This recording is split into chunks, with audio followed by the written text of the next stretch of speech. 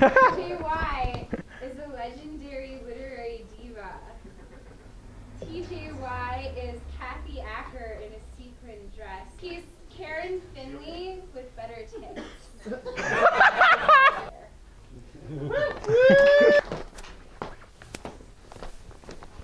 For a long time, I would not read aloud from my famous story, Sister Sequins, because I was afraid it would make my fans go out and score sequins. But then I realized, people aren't that stupid. And I read it well. In 1986, a plastic surgeon warned me of serious health problems if I did not stop abusing sequins. Severe laryngitis, coupled with persistent sequins abuse, would permanently alter the sound of my voice, leaving it cracked and lower in pitch. I am the personality opposite of yoga. I was arrested in a sequins bust. The police found me naked and wrapped in a sequined rug. 27 years later, in an interview with A.M. Holmes for Details, I admitted this incident ravaged my personal life. I moved into a squat in Chelsea without hot water or electricity. I started an affair with a mentally ill and sequins-dependent man who later committed suicide by jumping from the window of our 14th floor apartment. For 2 years, I lived on the streets of London Soho, suffering from sequins addiction and anorexia nervosa. I found myself getting terribly lost and finding myself in unsafe situations, which I still experience with a passivity, like I was myself a character. I lit sequins on fire and inhaled the fumes. I chopped sequins into a fine powder I insufflated through a rolled rejection slip.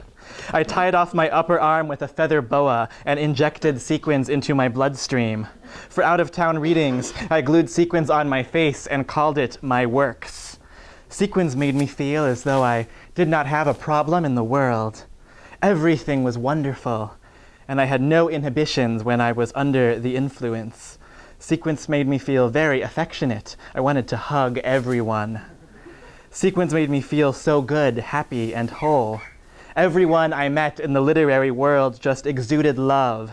I was able to be extravagant, to dance, to express myself freely. I sat and stared at all of the brilliantly colored rays of light coming through at different angles, and felt like I was having something of a sacred experience.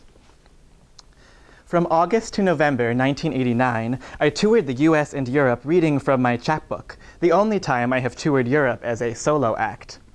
I traveled through the beginning of this tour feeling a heaviness, a blankness. I was frequently quoted as saying I have no memory of this tour due to my increasing dependency on sequins.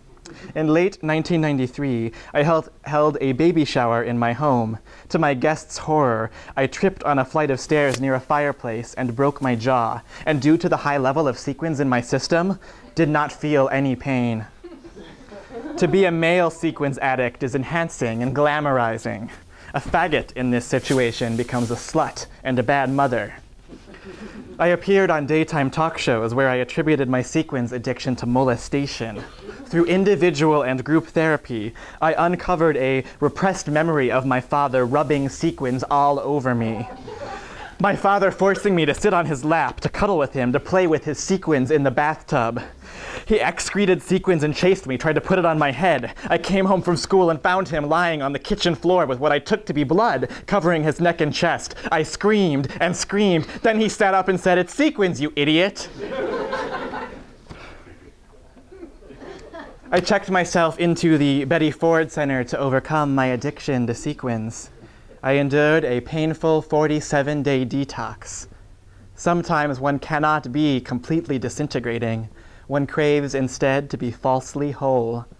A doctor prescribed the sedative Klonopin to help me avoid a sequins relapse.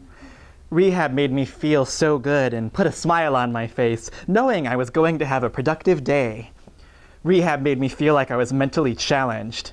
Rehab made me feel powerless. Rehab made me feel useful. Rehab made me feel diseased. Rehab made me feel that I was complete garbage. Rehab made me feel all gooey. Rehab made me feel a bit more confident, too. Rehab made me feel social again. Rehab made me feel a lot more distant from people. Rehab made me feel different when I first got there, but as I learned and changed, I realized that different was just what I needed. Released in 2001, my short story collection restored my writing career to commercial and critical success. I've refashioned myself a graying, jaded Contessa with costumes that feature flowing skirts, shawls, and platform boots, gesturing to an old glamour without really reaching it. I live on a 46-acre macadamia nut and livestock farm on the Big Island of Hawaii. I have been studying the Kabbalah. I hope to find love soon. Thank you.